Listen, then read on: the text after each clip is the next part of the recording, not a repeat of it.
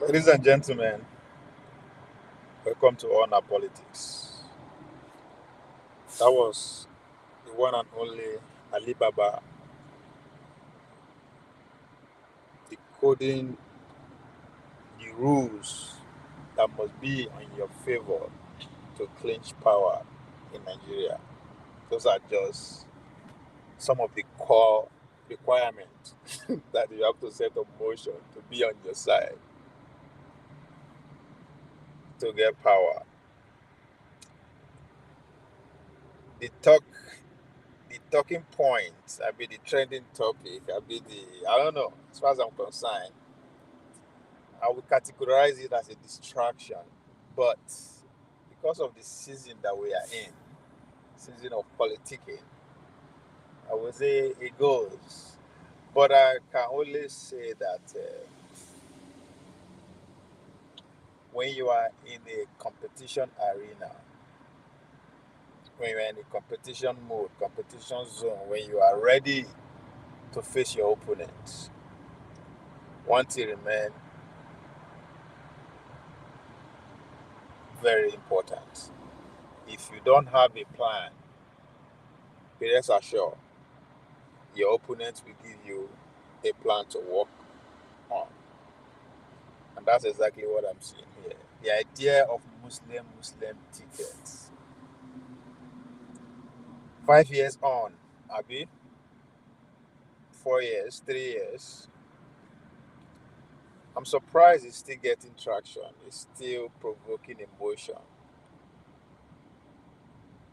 because it's a boat that scale, even though a formidable opposition was waged within the last 2 years against that ticket to make sure Bola Tinubu change his mind or forced to change the tickets to a Muslim Christian ticket. I'm afraid that battle, that fight, that contest has been lost. Hence, I said, in a way, it's a distraction. But for the fact that the oppositions have no plan for themselves, not for the nation, then Tinubu and his gang will have to look for something for them to do, keep them busy. And this, ladies and gentlemen, is one of them. Christian, Muslim tickets. I classify it as arithmetic of power. Arithmetic of power, stripping away the hypocrisy of balance. You know, this idea that Muslim Christian are 50-50, 40-40, da, da, da. No, it's very clear, it's obvious. Just look at the power structure, just look at the system. Who controls the system? That's the majority. After all, quote unquote, we practice democracy. So, and the majority will always have their way, while the minority will have their say. So, the ruling class, the governing elite, one thing I want to give them credit for is the ability for them to create this facade, this friction that now 50-50. But when you look direct into the system, you analyze the power structure, you understand that it's almost 70-30. Not be able 50. 55-45, almost 70-30, almost. I use that word for a reason. We will get there. So this is what power is about. The idea that we are balancing power in the country. Not lie. But before the we get into the cleric statement, as far as I'm concerned, cleric didn't just burst out of the blue. No, there is a progression. There is a build before that statement. We saw the visiting of our Christian, the bishops who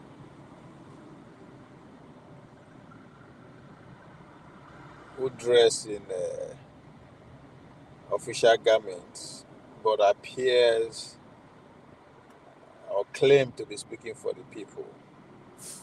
But I guarantee you, the man on the seat, Bola Tinubu, is not a novice. Is part of the author of this political textbook that is going around his electoral cell. He is part of the author, so you cannot use what he has contributed significantly against him and be successful, especially when the tactics have not changed. So let's go. Let's take it from the bishop visit to the man himself. When those bishops gather themselves and we all applaud, a lot of people argue with me when I tell them, say, come, this is a power move. And it's not just the ordinary power move. It's coming from it's coming from above. They tell me, say, no, no, no, no, no. They were speaking for the Nigerians as if Cameroonians they're supposed to speak for before. Even if they decided to speak for themselves, they are also speaking for Nigerians because they are Nigerians. So let me take us there. Let's begin from the visit.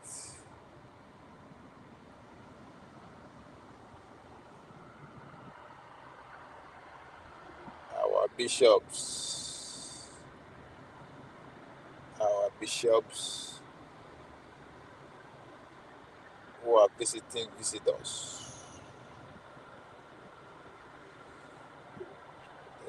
This is what I don't know where.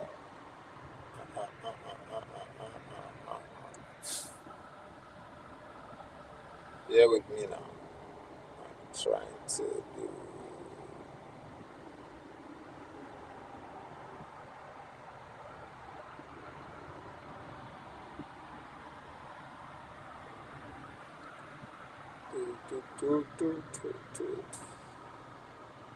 What's going on here?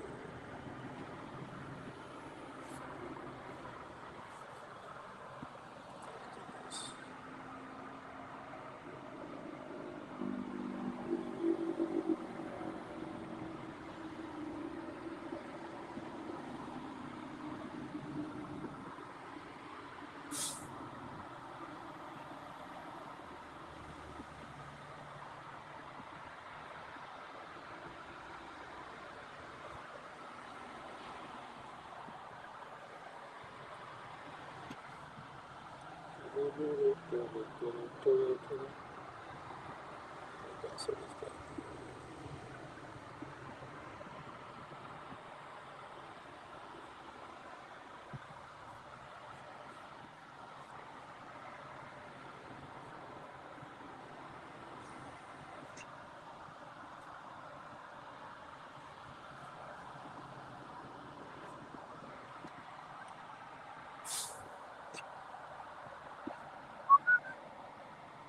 Yeah, yeah, yeah.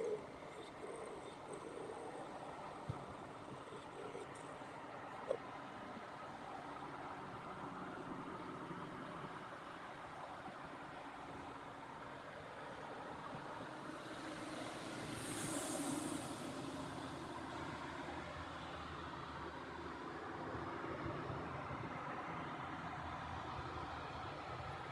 So let's go to our bishop's visit to Asu Rock.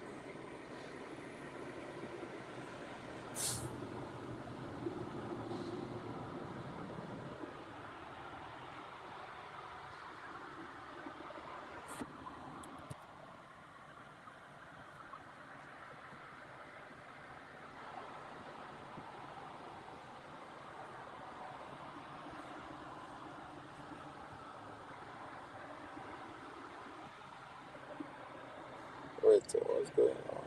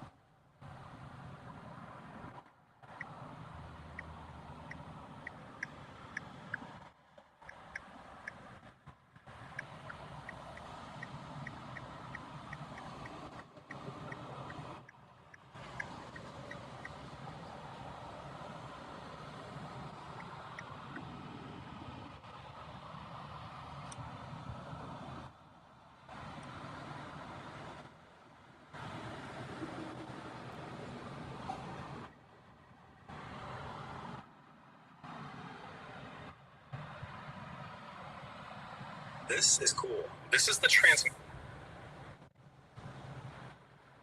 for a wireless HDMI. You just plug it into your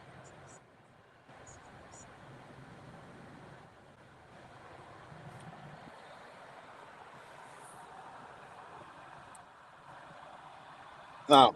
This here, the president The responds challenges are there. I inherited it. I didn't run away. I asked for this job.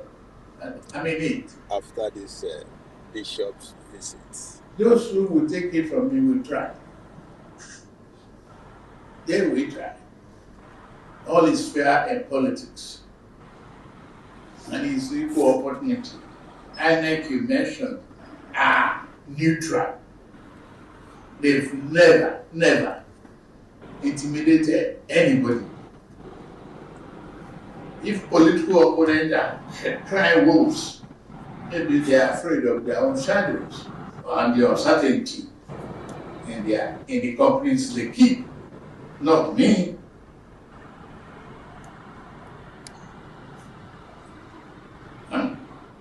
I'm ready to, but I won't give them red carpet. I won't offer them the leash to tie me and rope me. No. We wrestle each other to the finishing point. Now, that's a man that understands beyond just words. When those bishops march into his domain, that's rock, he understands that those men are not just men who decided who are so concerned about the situation of the country as they claim and decided to say, okay, let us approach the power and see, and they are our concern. No. Bola Tinubu sees clearly that behind those robes, behind those garments they are wearing, there is an authority that dictates. There is a power behind those garments who actually sent them to say, come, we ain't giving up our fight for Christian vice president yet. We are not giving up yet. We will fight to finish. And that is very clear in the president's response. That's why he said in politics, there's fairness in politics. In politics, everything is fair. And INEC has never been partial. In other words, I'm ready. Bring it on. Of course, Nigerians, I would say Nigerians, our Christian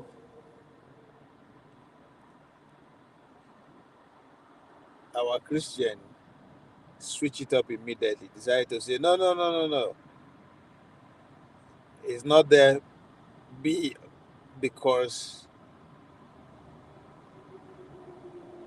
on behalf of Christian, but Nigerians. And so anybody that made that kind of statement as a point, I will look at as a come. That doesn't even make sense.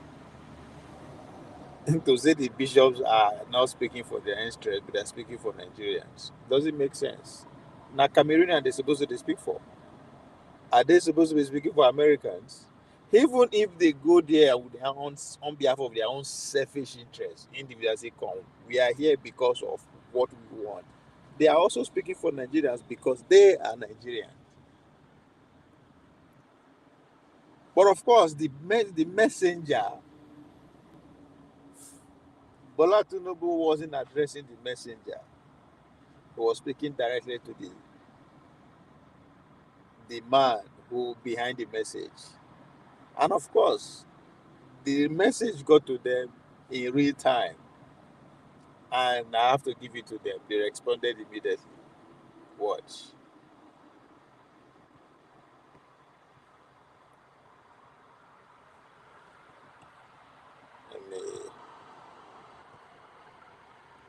Let me take you there. The messengers, they responded immediately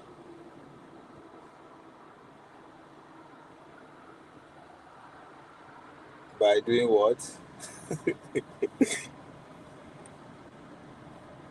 Decided to take the next available flight to Asuro. They say, "Ah, Baba, I think I easy now." Ah, nah, that's a president. That is what I. That's what is lacking in Good Luck Jonathan. Does he understand what power is?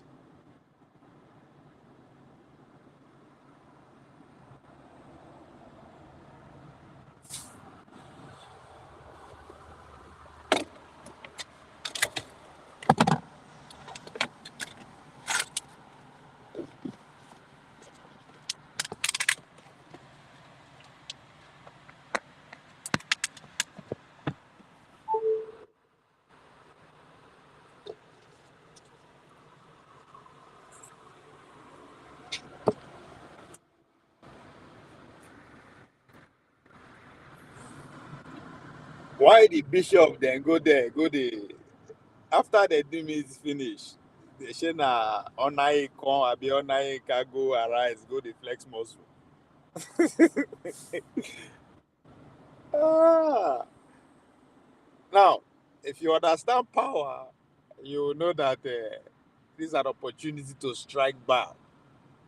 Because if you just allow it slide, this facade, this friction, this belief that yes, now we plenty pass, we run power, we take the victory lap. This is an election period. This na the competition season. This na bagbos as the Gen Z talking for Nigeria.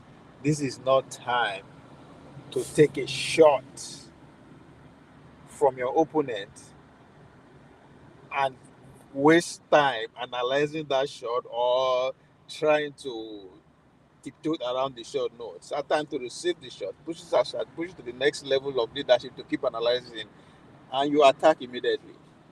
No defense, no time to say to be on the defensive side for too long. You have to have enough ammunition to strike. You have to have the belief, the hearts to go for. And of course, the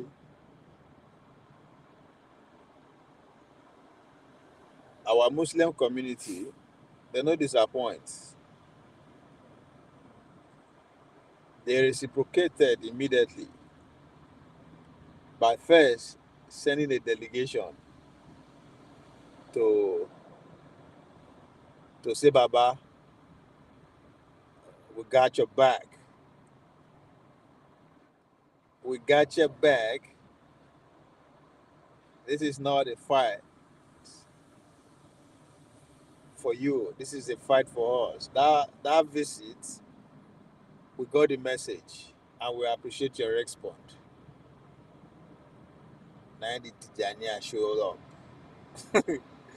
I tell you, say, you don't stay on the defensive side for too long. You got to strike. You have to have enough ammunition to respond immediately. Even if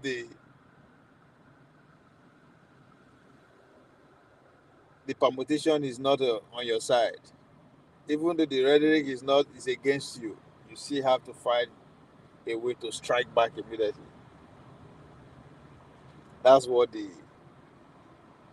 Tijania's visit was about, to come and say, Baba, we saw what you saw too.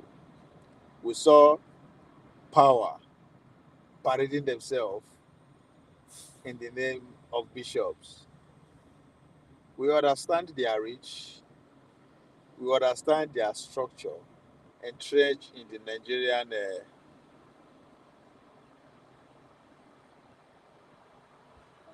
Sorry, make I put volume.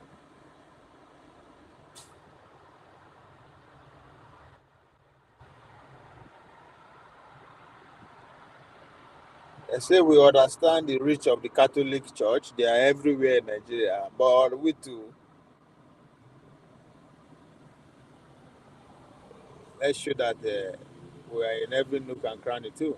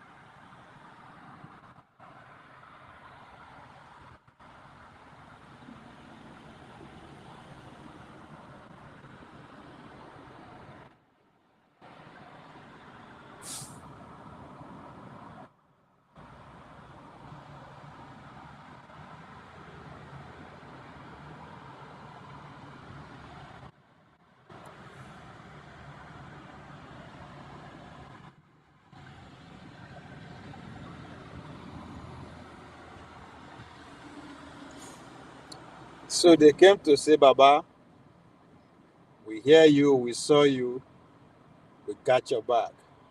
As if that is not enough. As I said, when you are in arena of competition already, you don't have time to just keep taking shot from your opponent. You have to find a way to strike back and strike hard. That's what this next video is about.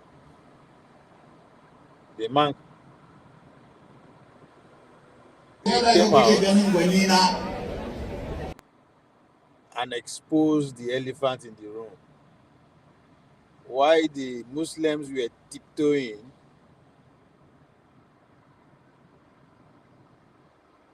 these people saying a lie.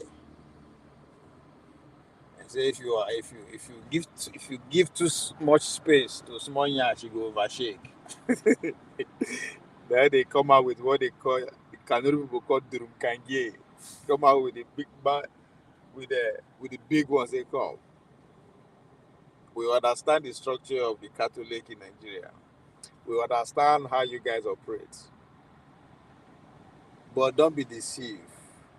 You can all be fooled by the politicians, but we know the arithmetics. And I'll put the data before you. I want you to counter it with the same energy that you visited Asura, with the same energy that you delivered that message from the Vatican. Counter this. That's what this sheikh pretty much put before us. Ahmad Bola Tinubu wanda ya daga tutar siyasarsu ya mata kirari da Muslim. Na ce ina ɗaya daga cikin masu daga tutar musulunci in kira jama'a ku taho mu yi Muslim. Na sani cewa kafirai na jin zafin wannan kalma, to amma ba akwai kiristoci ba akwai yahudawa ba akwai masu bautar magiro ba. Ni musulmi mai wazin musulunci da na ce muslim mai na taɓa nasu. Na hana kirishin ya faɗa ne, na hana magiro ya faɗa ne, na hana ɗan tantarbace ya faɗa ne. Amma ni a matsayi na musulmi, muslim sha'a man sha'a au aba. Now, to those Christians who are saying, no, the bishop were speaking for Nigerians, we are speaking the reality of Nigerians. Sheikh too is speaking for Nigerians. I be the Muslims, are they not Nigerians? That's why I said using that as a point is intellectually laziness. That saying that they are speaking on behalf of Nigerians. Of course, they are supposed to be speaking on behalf of Nigerians. They are not speaking for Cameroonians. No, they are American. They are Nigerians. So even if they speak for themselves personally, they are speaking for Nigerians because they are Nigerians. So Sheikh speaking for Muslim ticket is also speaking for Nigerians because they are Nigerians. The Muslim community are Nigerians. Now, there are some people that actually understand that, but because for one reason or the other, they want to find faults in this man's statement, they will not pinpoint where he used kafiri, infidel. Oh, why will he use infidel? That's a political statement. It's a political statement. A competition, you just have to see things the way they are. As I said, why the bishop were teetering around power, these people go for it straight. And they tell you we have the numbers to back it up. And if you disagree, we will meet you at the polls. It's as simple as that. Don't be to the church. Amma wani zai ce ai to demokradiya ne, ai akwai su wani ba sa sallah ba, ai kai ne wakilinsu. To mu muna sallah, muna azumi, kuma demokradiyar kun ce majority carry the vote. Jama'a, gauro da gauruwa, tuzuru da tuzuruwa, Allah ya ba ku abokan zaman tare na aure. Za su iya haɗa wannan taron? Ranar ina kiran ku dan Allah kowa je gyara ƙuri'a. Mu nuna wa duniya ƙarya kafirai suke da suka ce sun fi mu yawa a Najeriya, ƙarya suke yi. Ba dan Allah taimake mu na ce Muslim ba mai rabon jini sai ya ce sun fi. Now, as I said, why the bishops, the Christians are tiptoeing around power? These people are not just going directly, they are actually canvassing for vote. They are saying, go and prepare for vote. Back the statement I'm making up that we are more in numbers. So he is not just glorifying that statement. He's saying, go and get your what? PVC. Because at the end of the day, we will show up. These are people who are ready, that understand the cross of power. Da aka buga ana taimakon kwantara su da ƙasa su zo na biyu ma ba su zo ba ko sun zo sai na uku bayan murɗiya su duka da haka ƙuri'a ta musulunci ce jama'ar musulmi ta kufa to kar wani ya ruɗe ku masu miyagun tarihi da haka siddan suka zo suka jefa mana bom a masallacin sarki a kan wai su yan tatsini wai su kiristoci yan basaji to kula Allah amma mu irin wannan gwamnatin muke so da za ta ɗau ginshiƙin kafa gidan iyali mai tsafta ta zo ta kashe kuɗin Kano don mu musulmin Kano su ga miji da mata da ƴaƴa masu musulunci na yaba muku kuna ta musulunta a Amerika mayo ma na ni yanzu musulmi ne Allah ta rike shi mun ci ƙasashe daban-daban da yawa da wannan ƙuri'a idan ka zauna aka jefa ƙuri'a ta musulmi ka koma Allah ya nuna wa duniya kai kai na tsayawa kuma garin gado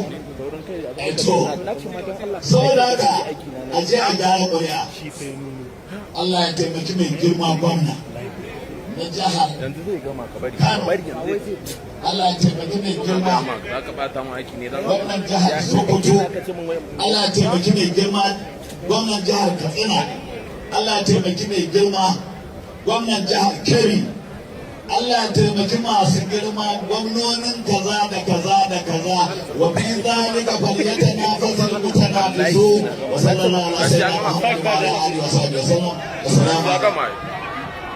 Alaikum assalam wa rahmatullahi ta'ala wa barakatuh. As I said, our presidential system are like the Olympic. It's a 4-year cycle. When Dr. Chidi go dey run around, he does say, oh, you don't implement police, state police because it's the election season. Nigga, shut the fuck up. Election season start the very next day. The very next day, they're sworn in. In fact, Bola Tinubu start campaign the very seconds he was sworn in when they announced all his policies and appointment. Up to today, it's still going on.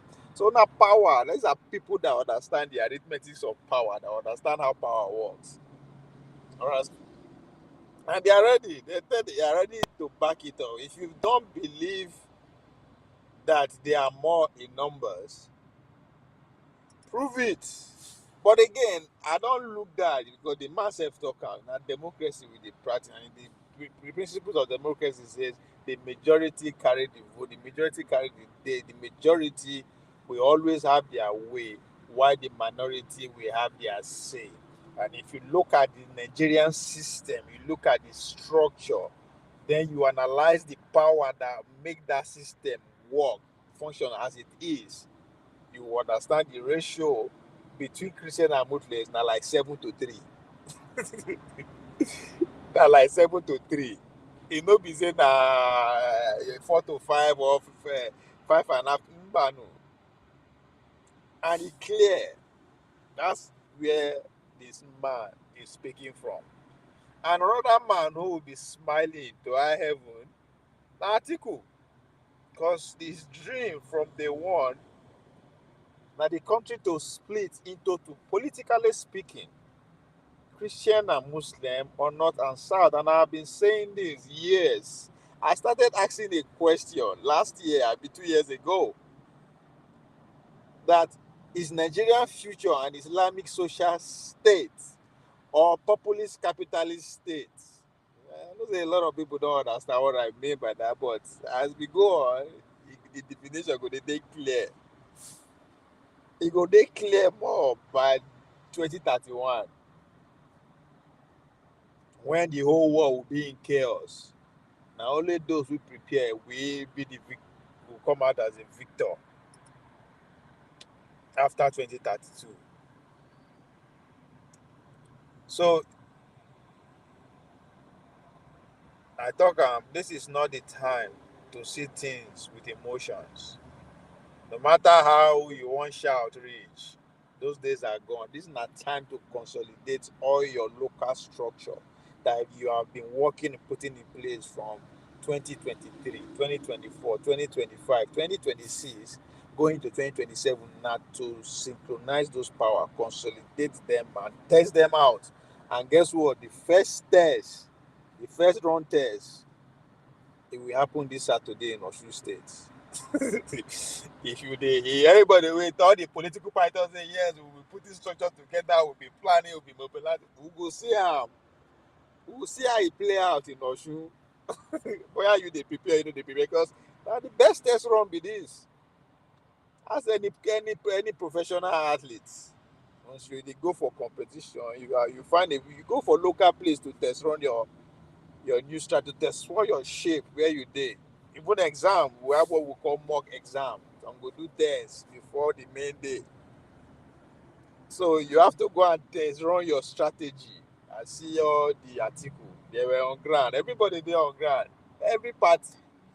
And if you cannot show up and show out in your own way in Osun, well, God help you come general election. So the arithmetics of power, stripping away the hypocrisy of balance.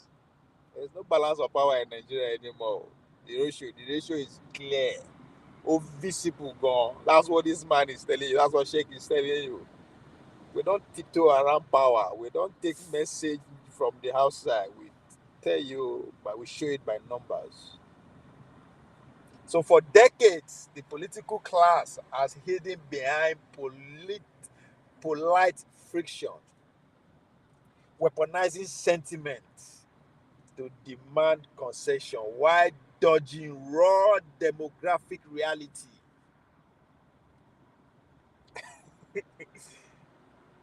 Now democracy with the practice. So numbers is very important. The people will come and say data. Rufai go say empirical evidence. This one now you don't be to church for mouth. You have to be able to play it. Spread your card out, spread your data out. Let's see. So Dodging up demography reality will not help you. When clerics step into the open and tie power strictly to headcounts, because that's what check. This check is telling every Nigerian that wants to hear. They say, come, you have to be able to back your church your job up with data, with numbers. With numbers. You should be able to do that. So when clerics step into the open and tie strictly to headcounts, they are not breaking the rules. People say, "Oh, this is you can steer the country to chaos. Where it's not the right time to be making such a statement." There you go. You can wail all you want. The shot has been taken. Now you go know how they respond. So the man is not breaking the rules. No, that's part of the game. What he's doing is merely exposing, as I said, the elephant in the room.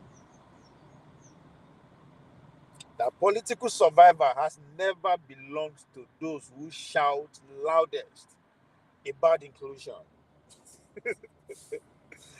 No, you work for it. Don't scream.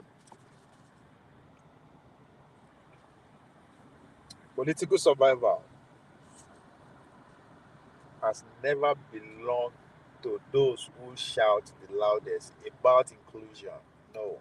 It belonged to those who organize. I don't want to talk about, even though it's on platform, the word organize it's like a taboo, it's a weapon. But we talk about mobilize and command the numbers. Political survivor doesn't belong to those who shout the loudest about inclusion. It belongs to those who organize, who mobilize, and command the numbers. What did this man tell you that? After he say Muslim ticket, he no just stop there. He say go and get your PVC. And let's prove it to them what I said, that we got the numbers. So they are mobilized, they command the number. So stop crying. Stop crying about optics when the only language power expects is weight, a number. You can say this is not the right time to make that kind of statement. The way you phrase the statement is not good. This could trigger the girl. Oh, as the Gen Z we say, I've said what I said. The man has said what he said. It's up to you to do whatever the fuck you want with it. So, if we have to deepen the polite friction, that demographic competition is in this country called Nigeria has never been about numeric balancing act. Every time the machine, the system of the state bend towards raw demographic weights, the self-appointed guardians of national sentiment grow out of their woodwork to clutch their peril. They call it divisive. They call it threat to cohesion. A lie. And reality that they put there. All those people come out, oh, this is not the right time to make such a statement. This statement could lead to civil unrest. It could lead to bullshit. Bull fucking full of shit. What this actually is, it is the naked arithmetics of power.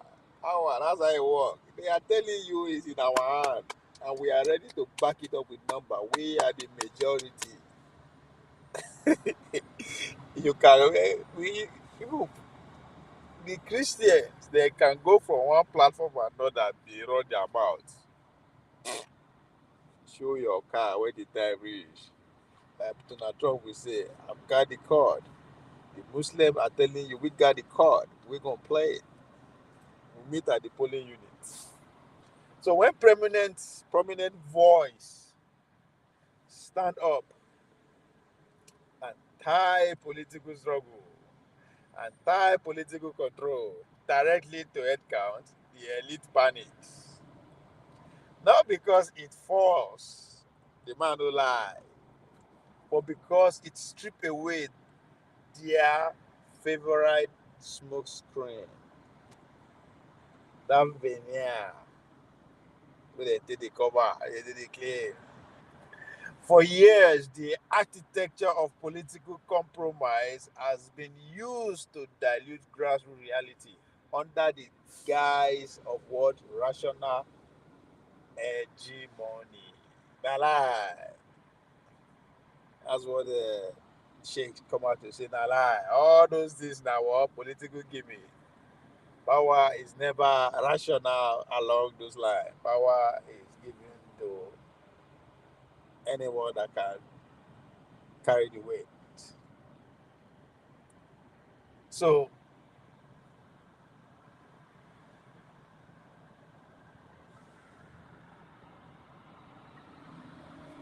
for one thing, power does not flow from polite arrangements. Nope. In a smoke-filled room, it flows from the streets, from the shears, unadulterated weight of mobilization. Just can't go around those because it's by number. You don't have it. You don't want to work for it, and you want to command power. Shake, say, na lie. Come take him. To the boot say, I'll wrestle it to death. So if you build your entire political strategy on emotional appeal, while ignoring who actually occupies the ground, you are not playing chess. You are just complaining about the board. And I'm sorry to say, that's what Peter Obi is building his presidential ambition on emotion, on sentiment. That's why I put it to them on Dr. Lamiji that they come. This idea of always trying to use the Biafra, the civil war, as a point to make, it's all bullshit. It's all bullshit. It's a double-edged sword. If you always capitalize on the emotional aspect of it to win arguments or to win points, it goes both ways. Both ways. But power doesn't give a fuck about your emotion.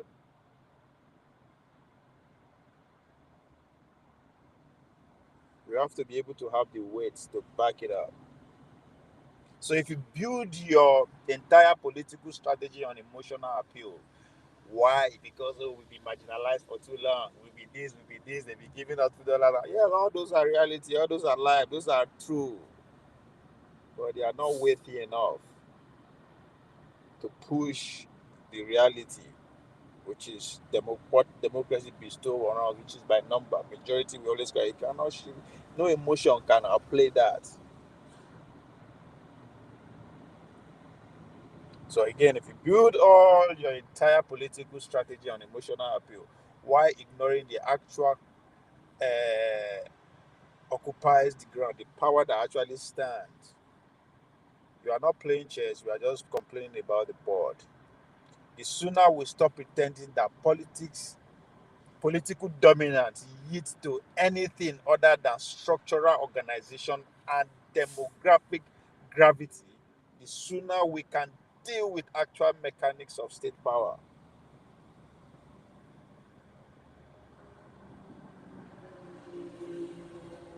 When the bishop come make noise for Asu Rock, then go TV, they glorify that they make a very solid point speaking for Nigerians, as if I should be happy, as if they are not Nigerians. Sheikh come out. Sheikh is not just say we have the numbers, we are in control of power. You follow it by encouraging the crowds. Keep the mobilization going. Go and get your PVC. Because no matter what you talk, no matter how you display your emotion rate, you will have to be able to back it up come on election day. That is the rules of the game.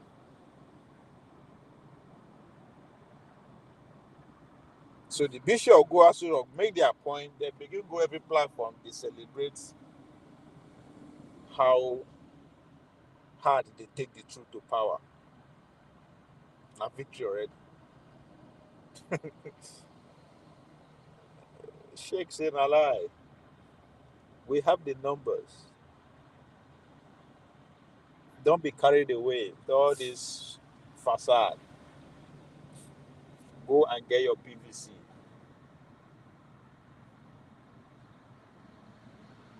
I tell you, in every major competition, there are 3 winners. And our preparation will tell you which one you belong.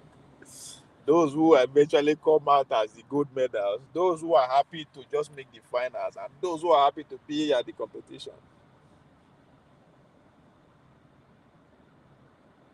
Exactly, that's sure. From the Sheikh statement, you can tell what they want. They ain't giving up power. A Muslim ticket. You can cry all you want. You can be emotional about it all you want. If you want that not to be the case, can't take it. Even Don Tunubu self talk himself. Una go kill me first before I leave power. And all I can think of is to say, I wish Goodluck Jonathan understand power to this level.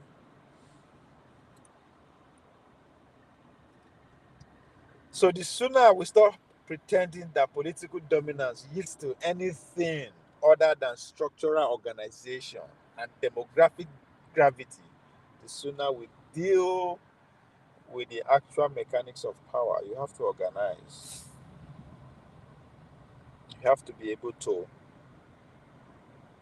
bring that organization into one front at the end of the day by mobilizing the structures, and you go for it. There's no two way about it. Now this is when we say politics it's all about money. Money. This is where money comes to place because organizing costs money and time, costs resources, and these leaders know.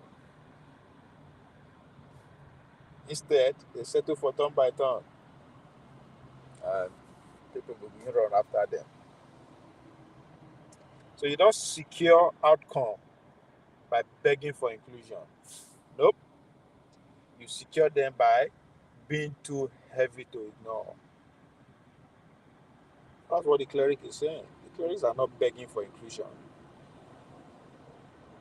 I think they say we are in charge. Why the bishop on the other hand are tiptoeing around it? You have to make sure you elect INEC is free and fair. You have to make sure you tackle corruption and security. Bullshit! Hit it, show it.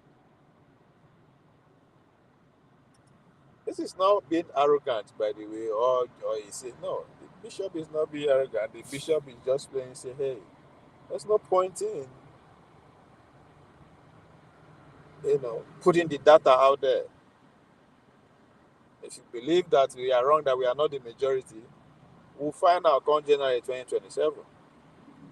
But as I said, you don't even need to wait for that long to understand what this man said. Just look at the Nigerian political structure. Look at the system. Analyze the power. You understand who belongs to who, where all the square. You know who comes on top. That's 7-3. I talk now 7-3 equation. Yeah, the majority. The guy romanticize his words. So why the Christians are moving from one platform to another, romanticizing the show off of the Catholic bishops, being carried away by we are speaking for our congregation. Now me you supposed to speak for, na Cameroonian is supposed to speak for. I've been a Ghanaians. I'm talking to the bishops now. Are they supposed to be speaking for Americans? Even if they are speaking for themselves personally, I said it, they are speaking for Nigeria, they are Nigerians. The same thing with Sheikh. Sheikh is speaking for Nigerians too. He's telling Nigerians, come. Now we get the power, we are in control. Don't be deceived. So, as I said, it is deliberate. The choice of using infidel. It's a political statement, and he knows why he did it. It's a very deliberate choice to use that term, infidel, rather than Christian. Because that shifts the framework entirely from secular interreligious disputes to a theological civilizational one. The man is not stupid. They know what they do. They know what they are doing. So, substituting Christians for infidels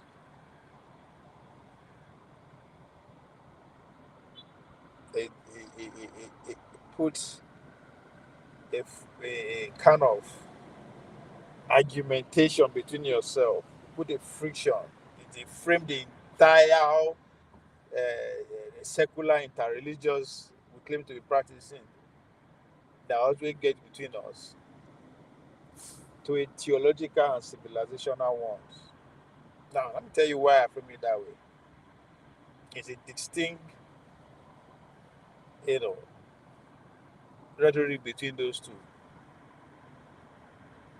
First of all, it eradicates false equivalence by using the term infidel or kafiri, to put it to use the Hausa term.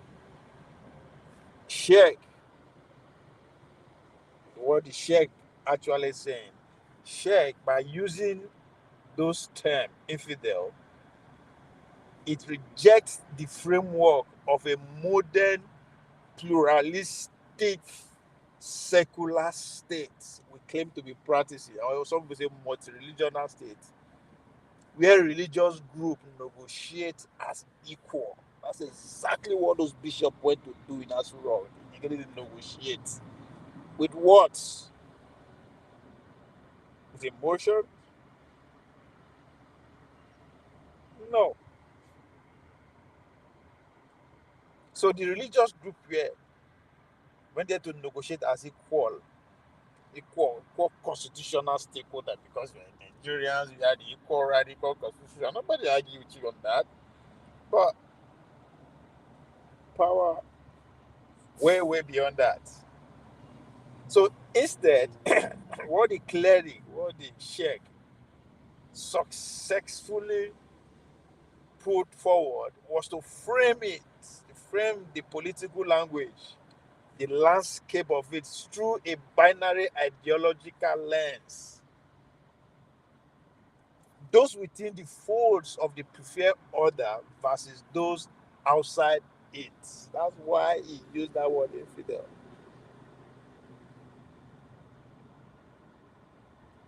You either be on this side or you are not. You either be a Muslim or you're not.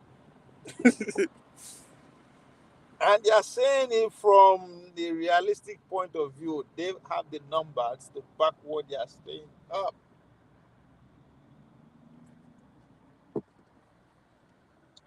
If it doesn't then manipulate the number, again, speaks to the level of power. You need to have power to be able to manipulate anything. If you don't have power, you cannot manipulate anything to your favor.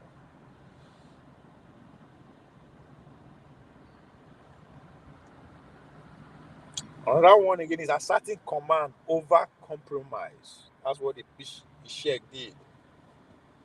We're not going to compromise our numbers, regardless of how you frame them.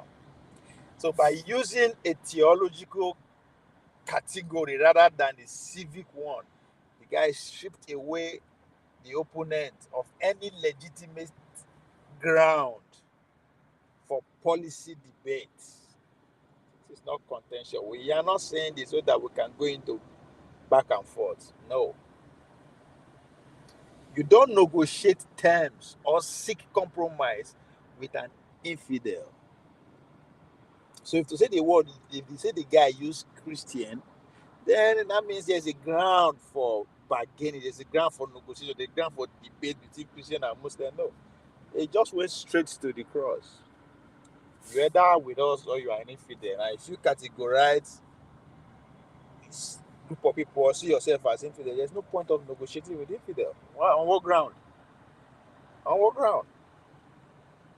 Oh, you can negotiate with a Christian, negotiate with a Muslim, negotiate with even a free thinker, but you can't negotiate with an infidel.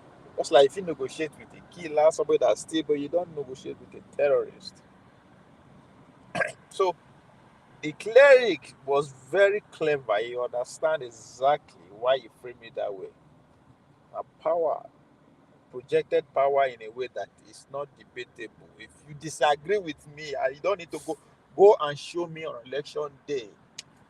That's what it's about. That's exactly what the man is saying. I ain't ready to fuck around. I ain't debating with you. Like the song where Little Duval, living my best life. Back, living my best. Exactly what this poor telling you. We got it. You don't negotiate term or compromise with them.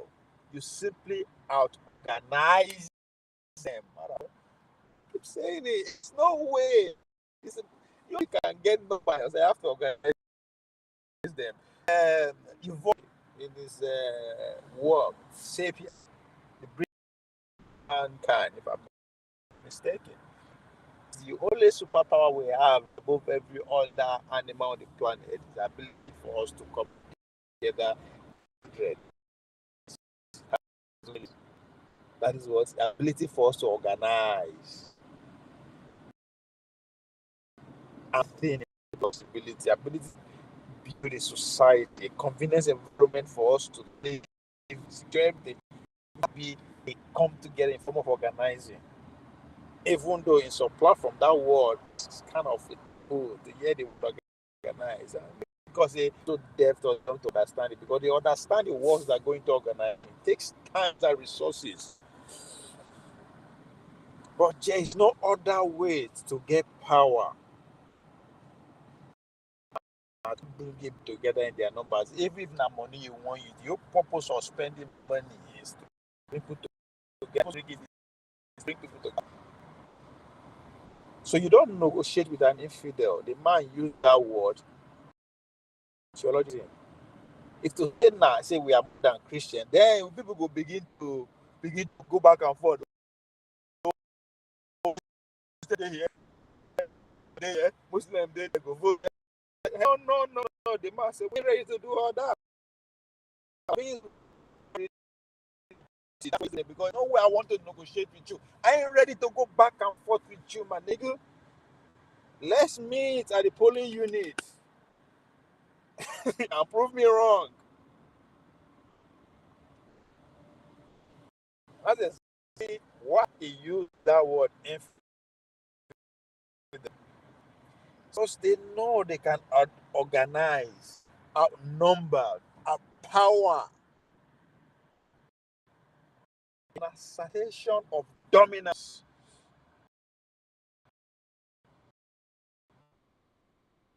Opposition, not a big viewpoint.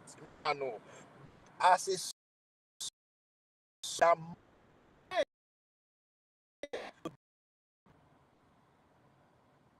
power.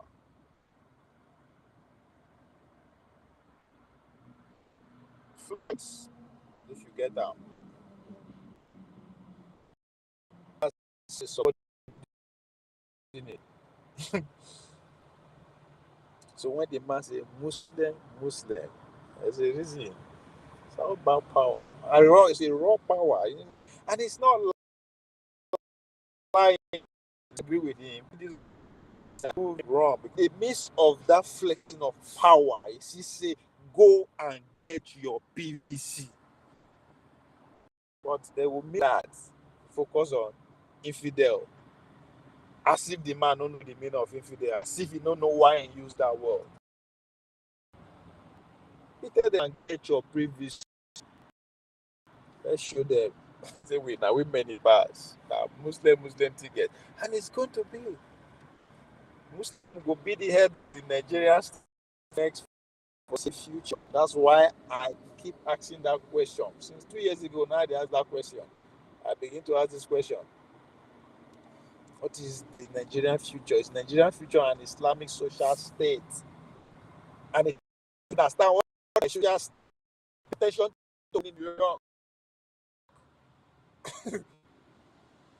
Pay attention to what the revolution is brewing in New York. That is eventually, if not cocktail very, it's going to take over the nation, and that would be the order of this. To revolution, the populist capitalist state in which Donald Trump is currently champion, and driving seat is what? Social states. So in other words, that has been the philosophy, the preachings of the Muslim theology they want. Are more of capitalism. I mean, even church say they do business now. That's a different conversation entirely. So when the cleric decided to use that word infidel, it's such a that treats the opponent not as a different civic, but as a subordinate. The reality must bend demographic gravity. Is making that point because they can back it up with numbers. Another reason why he choose to use the word infidel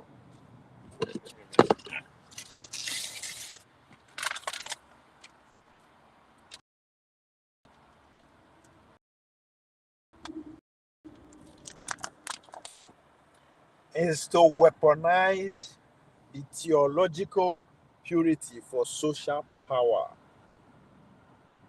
It exposes the transactional how deployed in political space. If you still don't understand my viewpoint on my analysis of Bola Tinubu response to the bishop and the visit to the bishop, this will give you a clear understanding of that.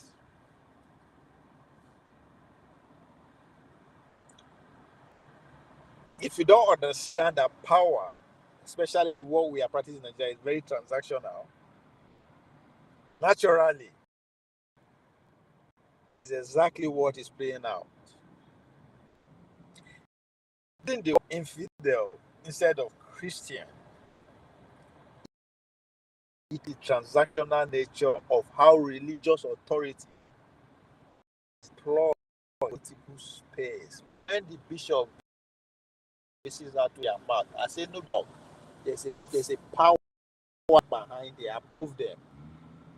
People they say, hey, no, they are speaking for Nigerians, the reality of Nigerians. Everybody speaks for Nigerians, including the Sheikh too. Oh, they're not Nigerian. Take a point.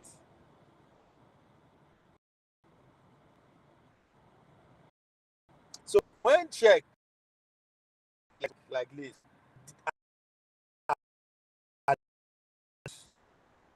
that, those one way crazy about infidel. Sheikh choose to use that word. It's not the way. The man is not seeking bridge building. Let's say any competition. Focus on your plans. If you got one, if you don't get one, will be one. What it happened? If the opposition actually has to win the position, not be spending 1 minute in debating this. As I said earlier, distraction. It is what it is. Competition distraction.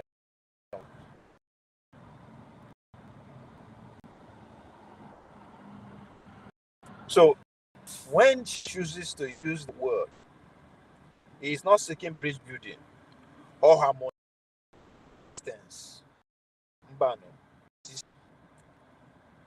is raising a base.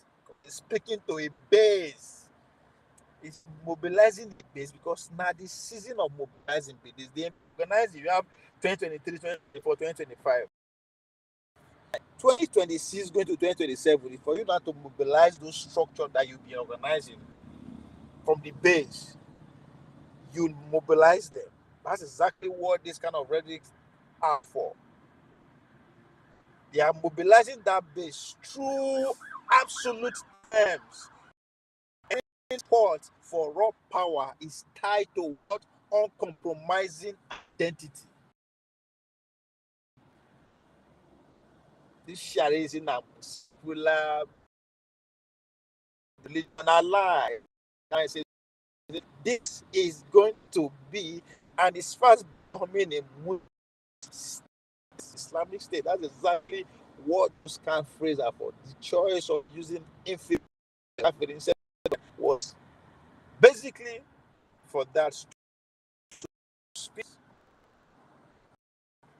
that says a secular. And I've been saying it. The world is not going to change by handshake. Everything is up for negotiation. Everything is for destruction. But that's exactly what is going on. So at this point, it is a pity that Nigerian, as a group of people, coherent. We don't have a goal. We are not a nation yet. If not, it's a time to take towards that sovereignty to power because the superpowers are busy. The powers are up for negotiation. But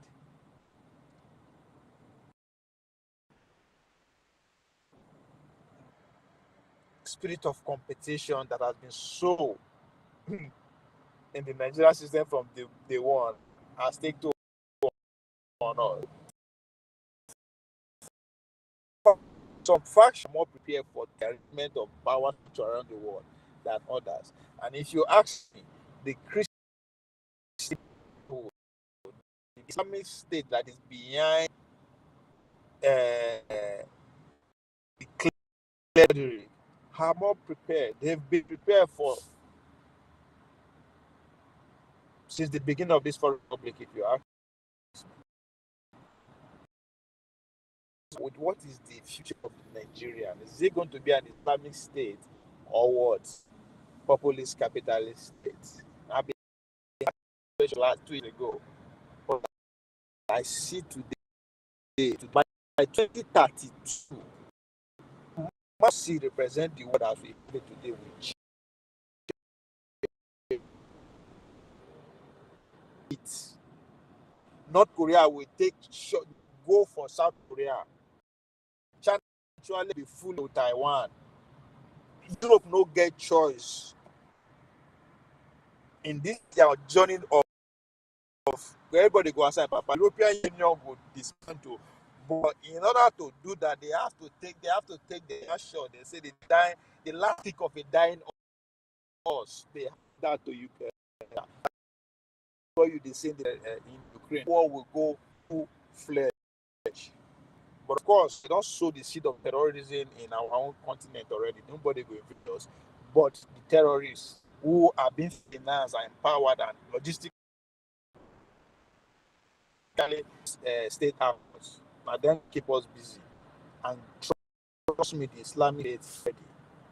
We think that only Nigeria they have shora. They are taking over the whole West Africa. If care is not taken by the end or by the time we get to the 2040s and 2050, we will be seeing the whole West Africa as an Islamic state. And there's nothing wrong with that, my brother. Ain't nothing wrong with that. Because they work for it.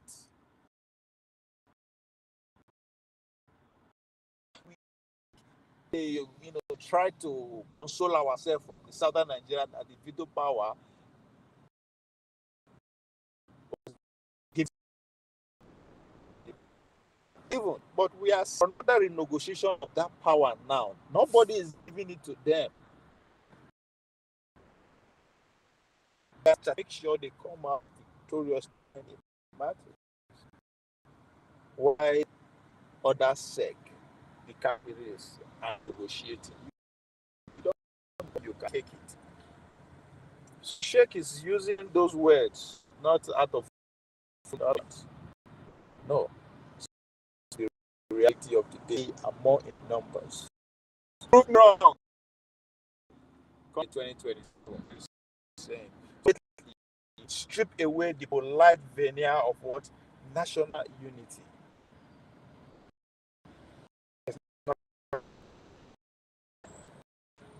Here, the raw, unfiltered dynamics of majoritarian. And they're telling you we have come of age. We are here first and here to negotiate. We are tired of negotiating power. We are here power. We are enforcing it. We have the number. And as I said, going for election is even not necessary. The empirical evidence just look straight to the Nigerian system. That system analyze every junction of that power hierarchy and put numbers. This one I'm not carefully. This one I'm going to see the numbers.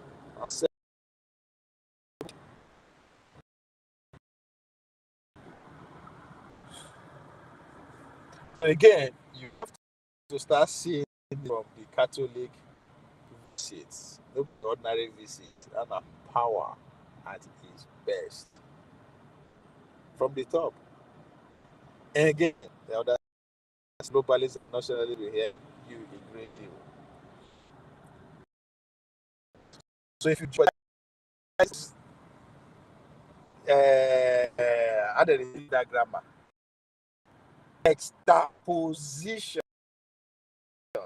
juxtaposition, it exposes mental into entirely incomparable worldview. That's why I said I never see anywhere when you have almost 50-50. Are you? Because I am the cleric with back what is set up with numbers come January. But for the sake of debates, not what the check is for. Check no one with this hypocrisy Muslim. You just put it out there. Now, if you have a debate around it, you understand. Look at the world. Never see any share power. Yes, no. Somebody can, point it out. One has to lead. Now, one feel 30 years, 40 years, fall back, the other one continue. But this idea power, no, that doesn't happen. And I'm beginning to understand the Muslim Christianity powers believe they have the upper hand already. And the easiest way to see it is just to see it through the election. Muslim ticket win yesterday, he go win today. And I guarantee you, by 2039, when he come to the south again, go back to see Muslim tickets.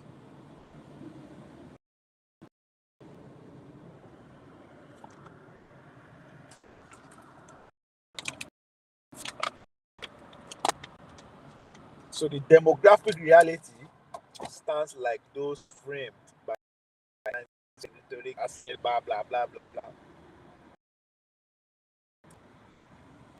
So Sheikh is saying for power, we tired.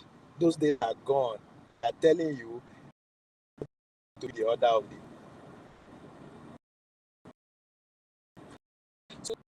executive power, solidify a judiciary. Military is already under their control. The only thing that is remaining is to implement the economic policy of the country to go the which is bedrock of the Islamic teachings anyway. Boom, it's over. It's not that hard anymore. Them to have the control of the cultural way of our life. Culturally, I think they have the upper hand, and that the economic aspect. Once they get the control of the total economy, it's over. They don't need to carry gun and say this is what is going to happen. No.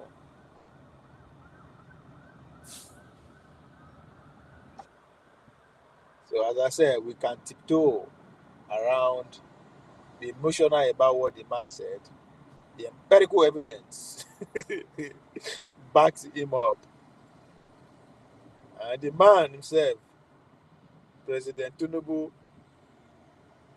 see it as it is, taking down either. Just watch. The challenges are there. I inherited it. I didn't run away. I asked for this job. And I'm in it. Those who will take it from me will try. They will try. All is fair in politics. And it's equal opportunity. INEC you mentioned are neutral. They've never intimidated anybody. If political opponents are crying wolves, maybe they are afraid of their own shadows and the uncertainty in the companies they keep. Not me.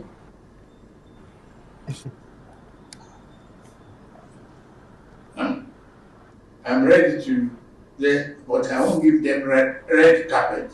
I won't offer them the leash to tie me and rope me. No.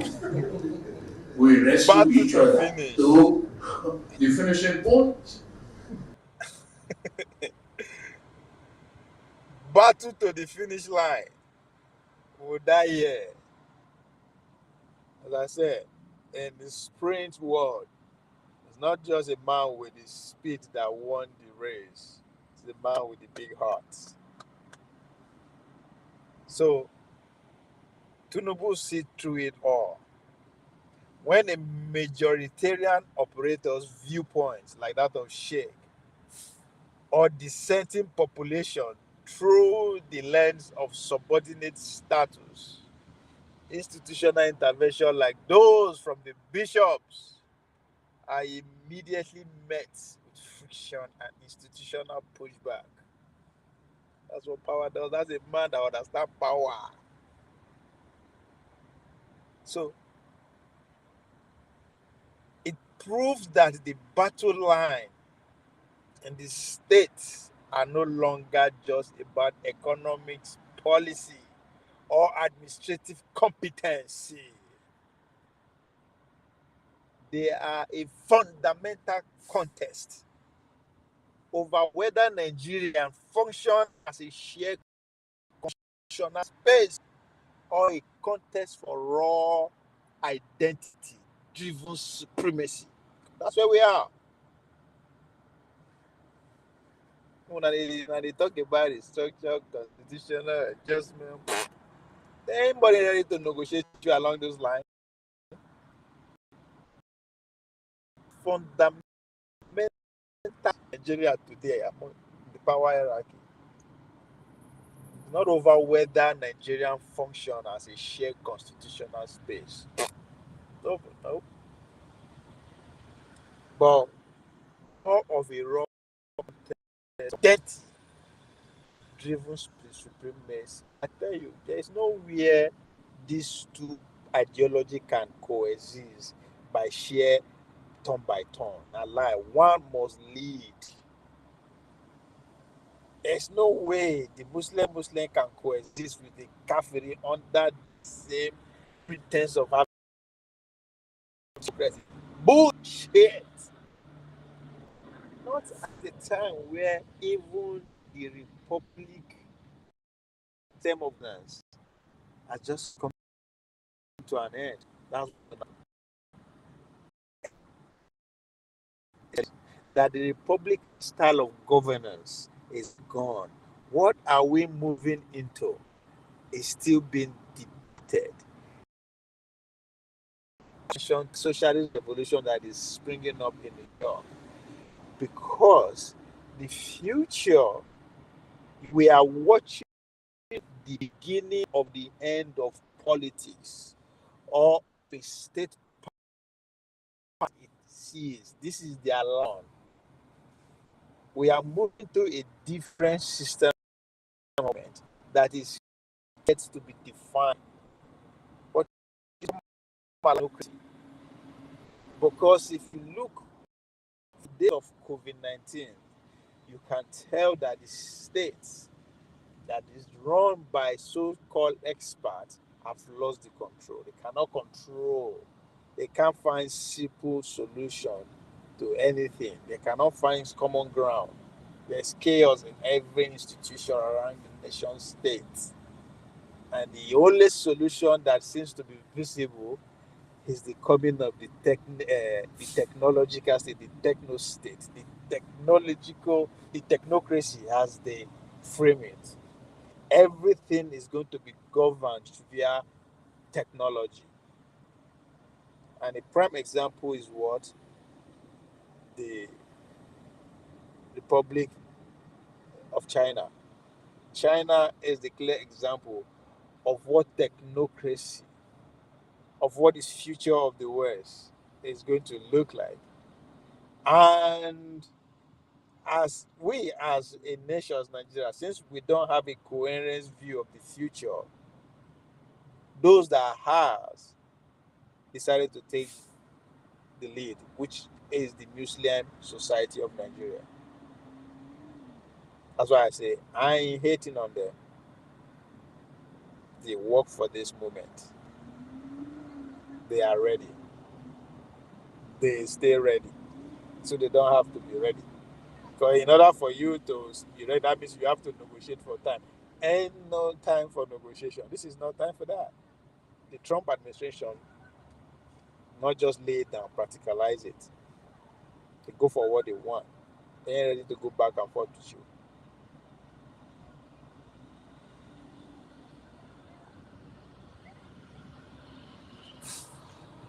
So interesting time we are witnessing. So Nigeria is either going to remain a Muslim state or we fight on. Ain't no going back this time around. This idea of secular constitution is not going to last.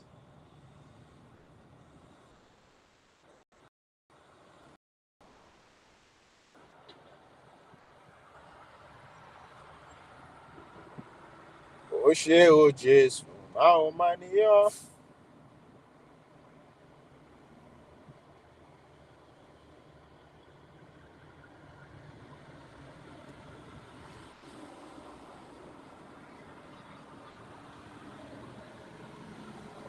So Sheikh don't tell you now say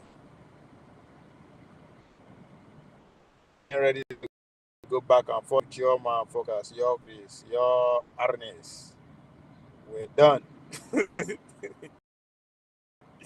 We're done back and forth with nigga. We're taking back what would work for. So fuck and cry all you want. The date has been, the battle line has been drawn, the date set, and everybody is realizing his logistics.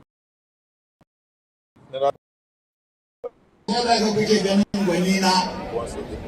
Ahmad Bola Tinubu wanda ya daga tutar siyasar su ya mata kirari da Muslim mace na ɗaya daga cikin masu daga tutar musulunci in kira jama'a ku taho mu yi Muslim na sani cewa kafirai na jin zafin wannan kalma. And again, people people want to tiptoe, as I said, be emotional about the whole thing. This is not mistake. This one will be flip at speak of tongue. No, no. You have to sit down and analyze everything that your eyes can behold first before you go for what you heard. Because more often than none, everything that you need to see, everything that they want to convey is right there in your face. You don't need to listen to it. So when you listen to, if you just factor into the arena, put everything into perspective, you understand that this is a well thought through, a well planned, and excellently carried out. Because everybody was present. The government is highly represented. The the the, the APC tickets, Muslim tickets were well represented. There's the party. Everybody that matters was well represented. This is an official gathering. So no be saying where they do birthday, marriage, wedding, and they just invite somebody to come and speak and they go off script. No, no, no. This is exactly what is on the script. And as I said, I ain't hating. I'm just baffled at how methodologically they've been working on this. So when you analyze the people who are present, from the state governor, from the first of all from the venue, the city of Kano, that is the most cosmopolitan state of power you can think of among the caliphate. Very liberal, but again, very focused. So the state says it all. The delegations, they are the caliber of people that are present. It's not just one governor, but two. APC government, the leading political party. So this is not just an ordinary cleric, how you say regular cleric or only afa. No, he belongs to a formidable sect called Izala. The formidable sect. No be these are intellectual powerhouse. No be everybody where they carry gun for put. No, these are think tank, intellectually grounded, historically astute. They understand and they are very focused.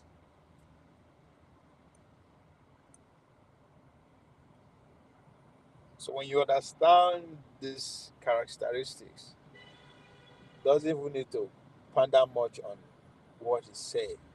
But as I said, it's a complete statement.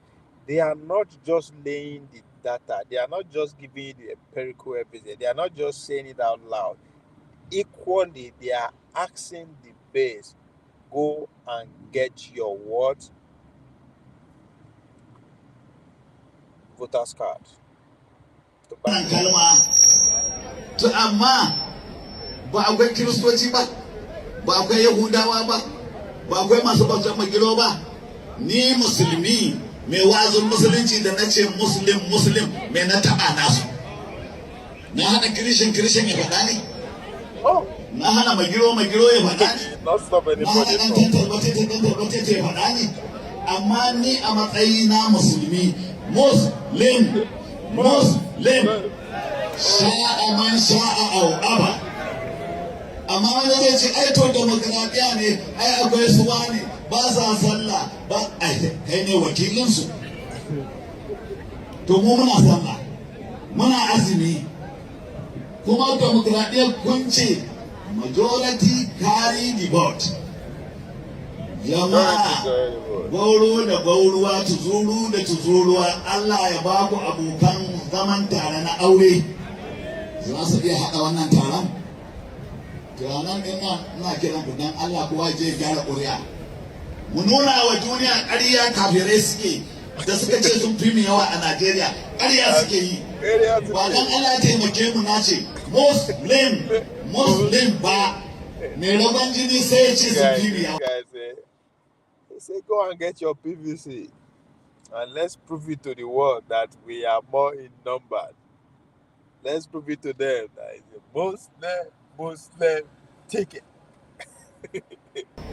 Da aka buga ana taimakon muka kwantara su da ƙasa su zo na biyu ma ba su zo ba ko sun zo sai na uku bayan murɗiya su duka da haka ƙuri'a ta musulunci ce jama'ar musulmi ta kufa to kar wani ya ruɗe ku masu miyagun tarihi da haka siddan suka zo suka jefa mana bom a masallacin sarki a kan wai su 'yan tatsini wai su kiristoci 'yan basaji to ko da Allah amma mu irin wannan gwamnatin muke so da za ta ɗau ginshiƙin kafa gidan iyali mai tsafta ta zo ta kashe kuɗin Kano don mu musulmin Kano su ga miji da mata da 'ya'ya musulunci na ya ba mu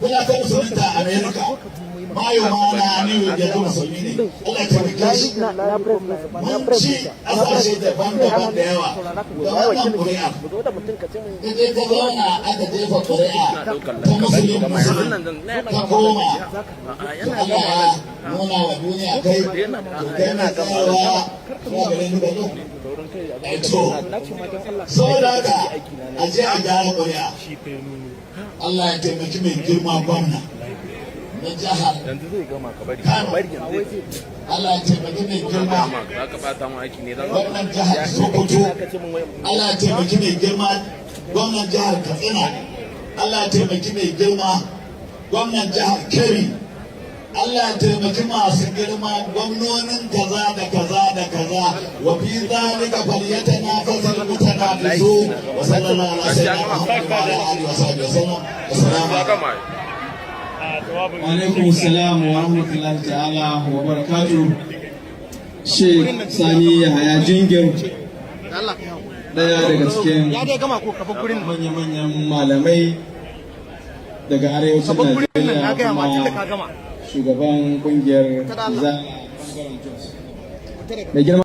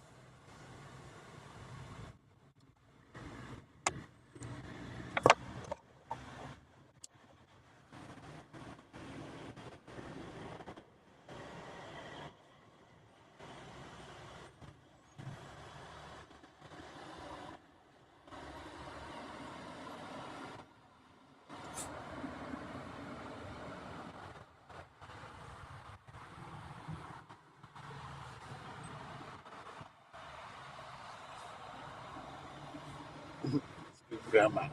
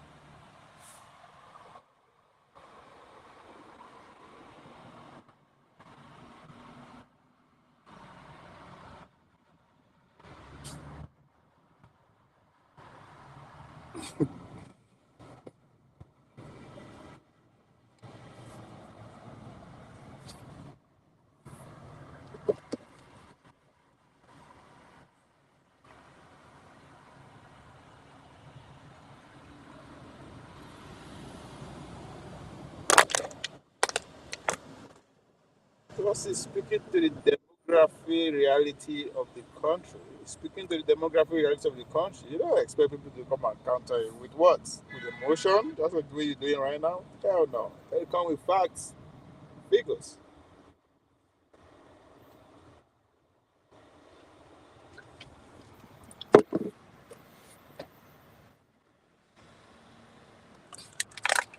It's happy.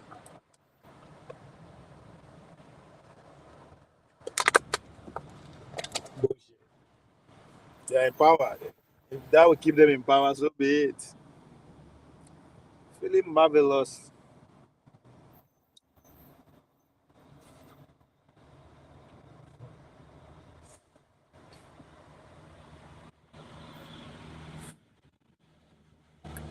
We want a united Nigeria under Chris Muslim faith. That's it.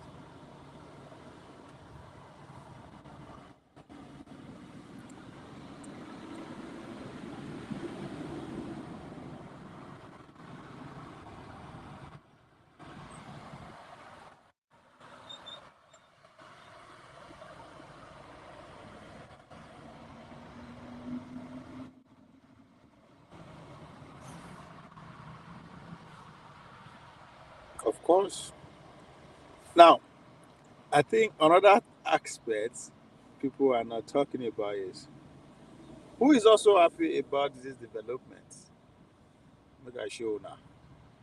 The one and only Atiku Abubakar. Because the only way he can make any headway in 2027 if the vote goes along Muslim along religious line or along ethnicity. So is a man that is happy with that development. This is in a campaign for Oshu. See the setting. These people are ready. I don't know why the obedience no people put up a performer like this. Even though they won't pretend. That's a sign.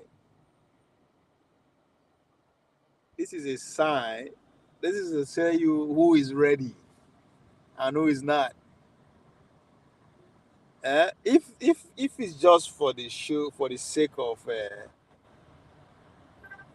even though for the sake of political optics, just to prove a point that yes, we have followers, we have the organizational way way ahead, just to hint on the preparation that is as will come. As I said, this is a test run.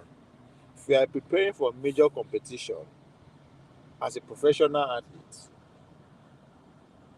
leading to that competition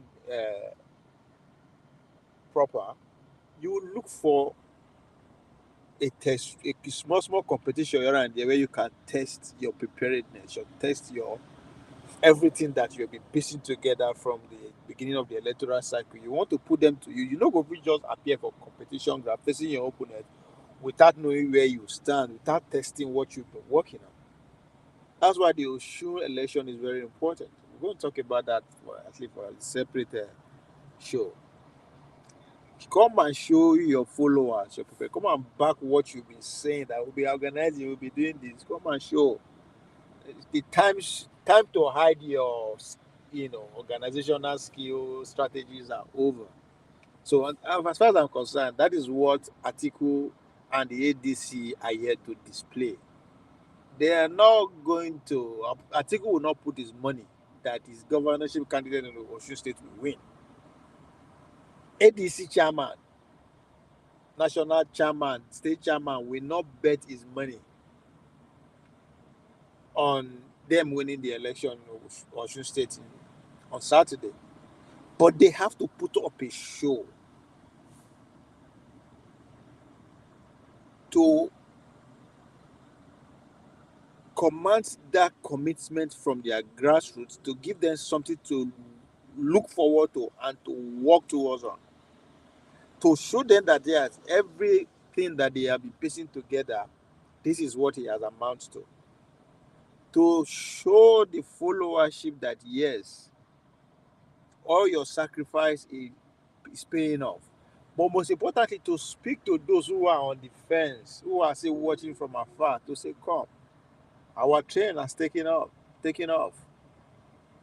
This is not time for you to be tiptoeing. Come join us, let's go. You're not going to regret it. This is what this appearance of the ADC in Osun State is about.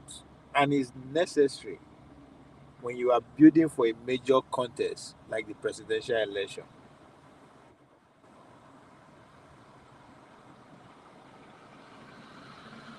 In Port Belly.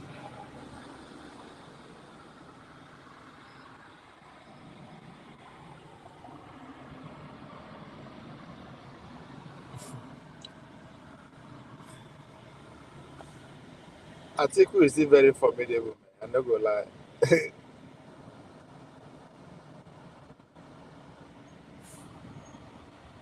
If you can pull up this crowd in the southwest, the region of the sitting president, that tells you one thing, man. This man is more prepared to take over from Tinubu than anybody else in the country.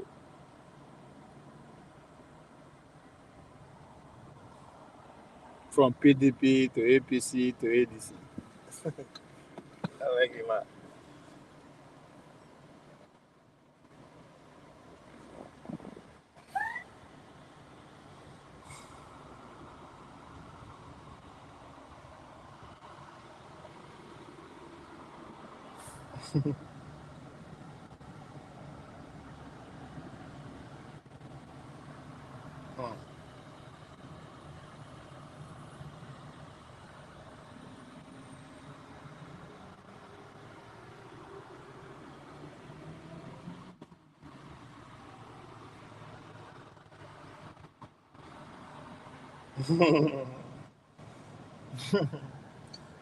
I'm taking good care of your daughter, so y'all are saving me.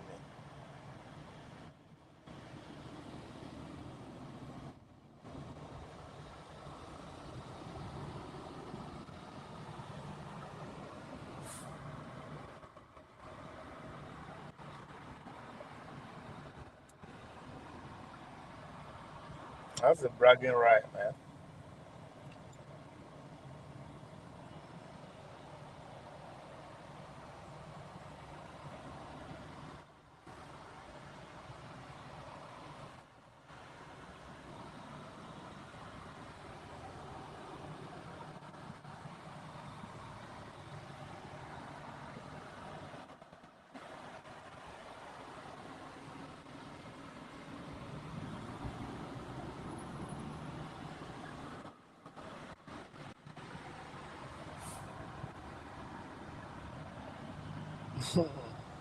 That's a hell lot of a statement. That's a hell lot of a statement. Best of Nigerians and ladies.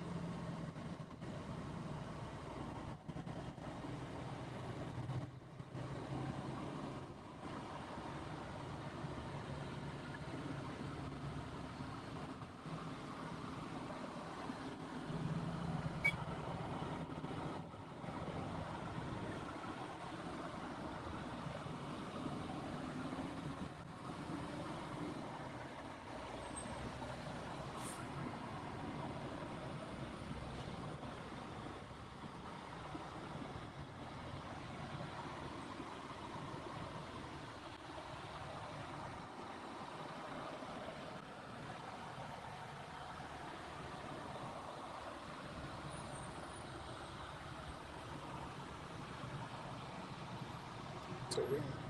You are going to win. You are going. Rise and shine.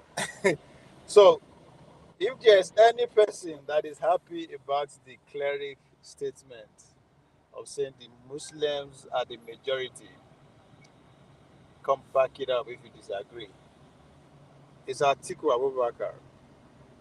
His whole presidential ambition is anchored on the, the country separating in two ways, politically speaking, either North versus South or Muslim and Christian. Either way, it favors him. Take Tunubu out of the picture if you want to go by the spirit with the spirit of turn by turn. These statements will reoccur. They will reinforce the statement that the cleric just made when you take Tunubu out of the equation. Because this Muslim tickets can only go stronger from here on. Let's, you know, like come 2031, Tunubu is no longer running. We are going to have Atiku on the ballot. Obi is going to be on the ballot. Now, then this man's statement of Muslim be the majority will actually take steam. That is when the onus is upon them to actually prove that statement, not now. Because come 2021, 2031, it is going to boil down to shake statements. The country is going to be sharply divided politically along Christian and Muslim line, and it's obvious. The cleric is just speaking ahead to say, "Come, we have the numbers, and we are not just saying we are going to back it up." Tunubu or not, Muslim ticket is yet to stay for life, and somebody who will be sudden with that responsibility is going to be Atiku. Not because it's going to be the elders in the room, it's going to be more experienced. No, it's because his whole presidential ambition from time immemorial has been anchored on that vision.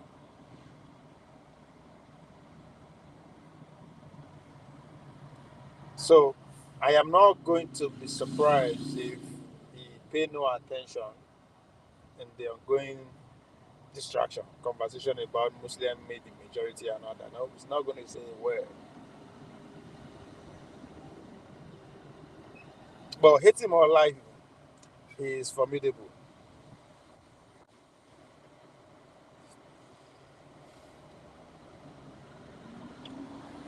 Who be that person self?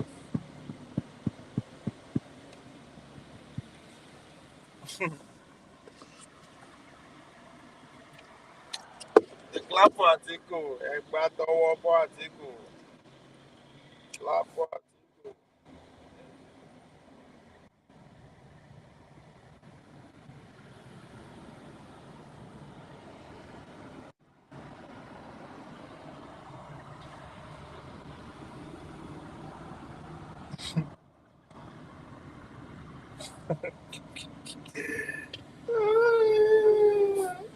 See Arigbesola, see guy, see this strong.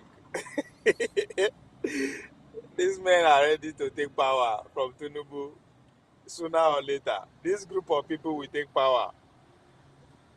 If there's any formidable group right now in the country to take after Bola Ahmed Tinubu's political group, now this group of people, the Aregbesolas, the Atiku that you are seeing here, they are more formidable group than any other group, politically speaking. The obedience, the Obi has not been able to assemble a formidable team that will stand the test of time. Only the group where I was managed to assemble 2023, all of them don't go. From the vice president is gone, Kenneth is gone, it's the Valentine, all the big names. Some die, that is the campaign director. So he has not been able to piece a group of people together that will run the marathon race with him. So with the see group of new people now, which I believe they are nowhere to be found. But let me give to those their their staunch supporters benefit of that they are working there. There are a group of people out there who are speaking for them. But there's no way you can take power like that. When Donald Trump lost 2020 election, a lot of people left. But there is his core believer, stick around. Steve Bannon of these days, the Navarro of these days, the what to be this office of budgeting and whatever chairman now, something vote. The Heritage Foundation stick around. Fox left, but the core group of people that stick around, they never relent. They stick together. They stick to their belief. But most importantly, they bury their heads at work, at organizing, and formidable politicizing, and driving policy, doing everything possible. That is not the case of Obi. After I lose election, confusion starts from party to his followership to I mean, he was not being able to put that piece together. He, on the other hand, I give it to him. He remained focused, he remained steadfast, he refused to go away. I give it to him. But the second layer is not there. I think on the other stand, twist it around a little bit. The guy normally just take out of it, leave the country after every contest, and and indirectly still oil his structure, keep the keep his political loyalists going one way or the other. But this time around, he stick around and not just stick around, he spearheaded that his loyal circle that stick around and make sure he gather others more. So you can see there's history in his active presidential ambition. You can accuse him of serial runner, serial loser, whatever. But his core foundation has been with him. And that's one thing you can give to Buhari.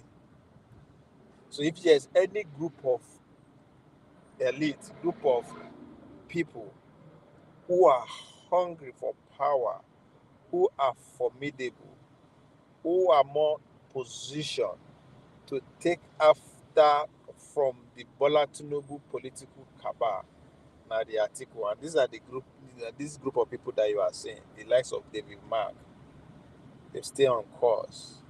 Arigbeshola still going strong like he's this is exactly what you see around Tinubu 2023, the Oshomoles, you know. So the biggest watch out for me going to 2027 is who's going to finish second. Is it going to be Atiku or Obi?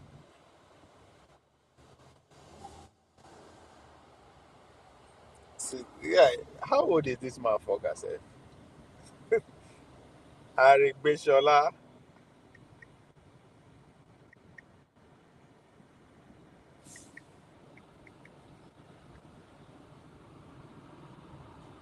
69. Okay, still young.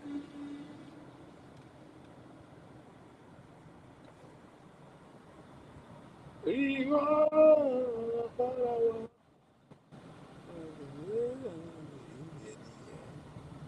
brother, yeah.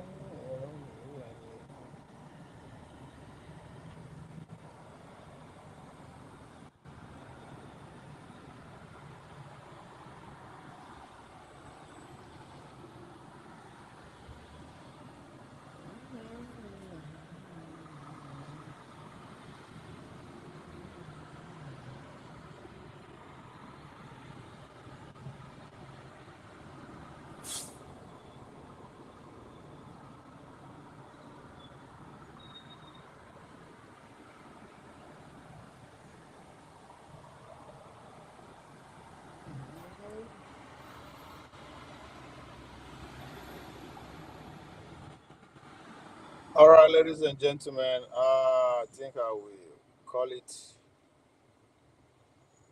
Maybe I shut this section down. Don't try, and inshallah, I will be back with the mid section. If you are there watching, please like, share, and subscribe. I see four people viewing, and only two people don't like. Nabi Winch. Uh, on a more serious note, like, share, and subscribe. So let's see. I might just let me go have breakfast. Are they hungry? Then I prepare for the trending topic for the day. I don't know what's on the news. What's in the news? Let's see. Let me see what's in the news, and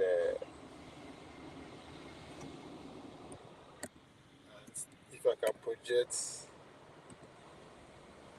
what we will talk about.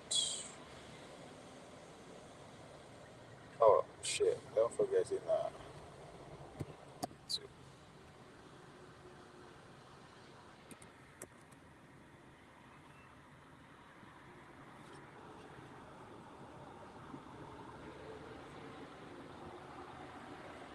Wishing the news. What is in the news? Yes, maybe I can talk about the Osun State contest. I was thinking it's too. I'll wait for when it's close to the election, but I think it's that time. Who is going to win? Who is winning the election in Osun? It's a contest between money bags. It's between the Adeleke family. They are not short of money to throw around, and the Tunubus, who I the only thing that they can say they have more than the Adeleke is the control of the power federal apparatus. But is that enough? Is that enough? I will say no. One thing I believe we is working for the Tunubus above federal power apparatus is the opportunity that this time presents. This is they will never come across such opportunity again to take power from Washington State. Now with Tinubu is the overall landlord. If they cannot take power now, it's over. And they go die. Engineer Sam Tochuku, greetings. I greet you, sir. When are you going to speak about Finland?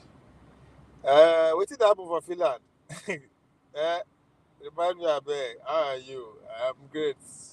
Great presentation, thank you. What did happen for Finland? My prime minister don't come out. Is that what you are hinting at? Let me go. What's happening in Finland? Eh? Now Samuel Ekpa. I want to believe that's why.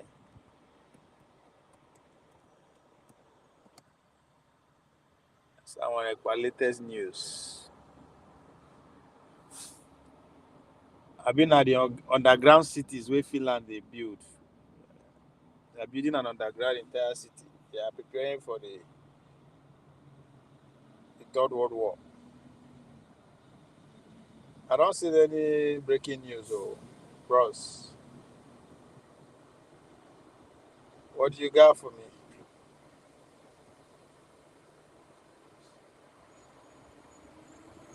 All right. Ongoing court case, okay, of Simon Ekpa. Make I Simon Ekpa court case.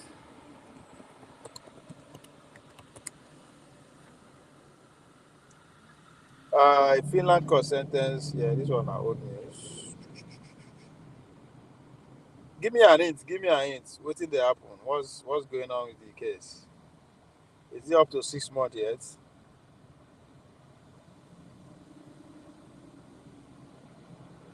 I don't see anything. No. These are old news.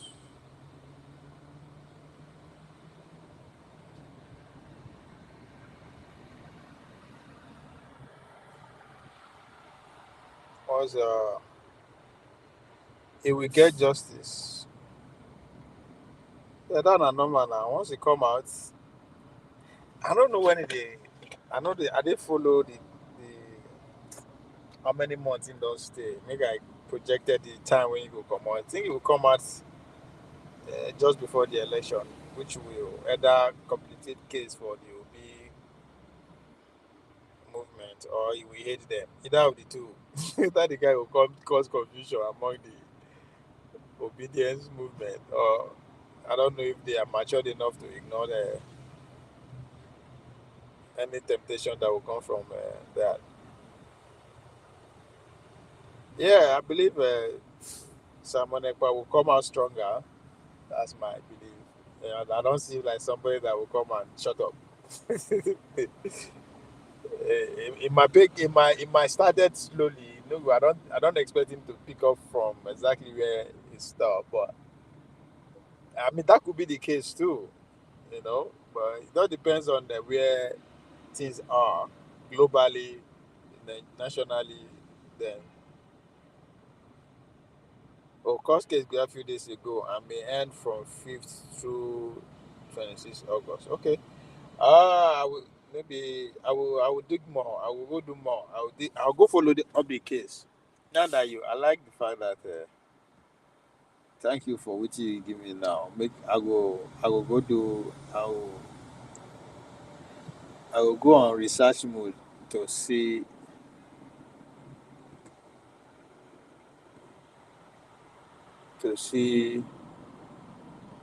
how far the court case has gone. Someone currently undergoing appeal hearing in Finland following his initial 6 years sentence. Oh, now 6 years. I was saying 6 months.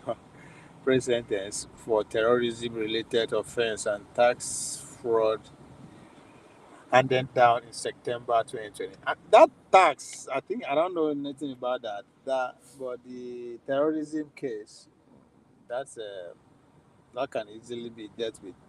Public appeal court center. Da, da, da, da, da, da. See, let me see. As at August 24. Okay, go ahead. Public hearing for the appeal process opened in August 2026 and are scheduled to run through 26. Okay.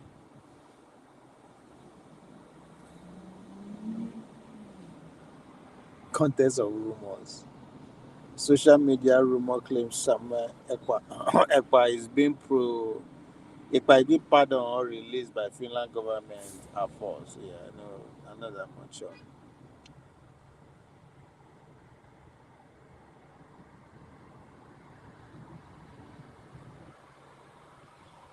Onye na-eme m ahụhụ, onye na-eme m ọrụkwala ọzọ. Yeah, I'm not surprised that Nigerian news are not reporting it. Now, when the case don't over, they will report. And if they give a pardon, say they no go Russian like that. Now, when they no give a pardon, because the whole national newspaper will. After they will know say they get news, they will use it as a distraction to what the country should be focusing on. So, I will need to take time to go behind Nigerian news, go read through, go find out the proceedings. So thank you for that heads up. It is 9 after 9 here. Yeah. Let me go shop. As we talk am for worry, I go shop. When I shop finish, I will come back. We will come back.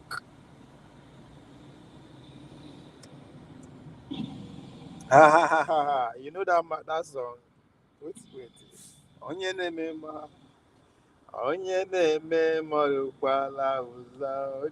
Now where do I learn that song sing? Now when I did small, when my nephews returned from Abakaleke, they were born there. They come for holiday. You know, say that time for village. Now every Christmas, your people they come.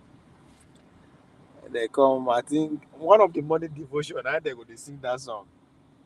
Means you just they follow the mom. I don't know. I don't actually know the meaning of the word, but the rhymes and it makes sense to me. So from time to time, I would just get carried away, just get lost in that part of the song, and I just sing to it over time, and it just stay like that. Onye na-eme ma onye na-eme mmadụ kwala ụzọ. Onye na-eme ma onye na-eme mmadụ kwala ụzọ. Anyway, thank you, Engineer Solomon, and I will see you later. I will come back maybe within an hour. I go chop before I go begin talk out of sense. Ciao, ciao.